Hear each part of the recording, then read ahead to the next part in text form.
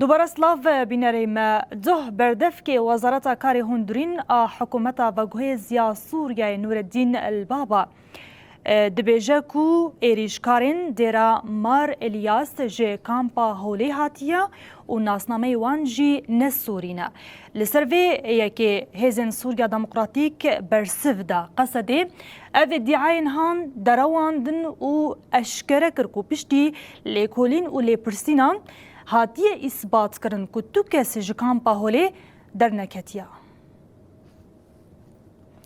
نوان راگهاندنê a Qesedê li ser mijarê daxuyaniyek da diyar kir piştî iddiayan saziyê wan yên taybet e.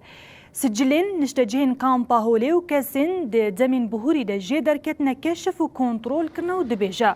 Tu kes ji bilî kesên li gorî daxwaza hikûmeta veguhêz a Sûriyayê ku tevahî jî Sûrîne ji kampê derneketine. Hin Iraqî jî derketin lê ew li gorî sicilên ku ji aliyê Iraqê pêşkêş kirine û ber bi kampa El Ced'a ve hatine şandine. Qesedê ragihand ku di kampê de malbatên Daişiyên Sûrî û biyanî hene û piranî jin û zarokin.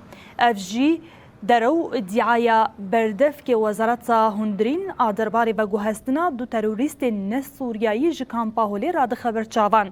Qesedê bang li hikûmeta veguhêz a Sûriyê kir derbarê bûyerê lêpirsînekî zelal bike û rastiyên tevî delîlan jî eşkere bike. Her wekî Qesedê di pabendbûna xwe ya têkoşîna li dijî çeteyên Daişê ve hevkariya koalîsyona navneteweyî dubare kir.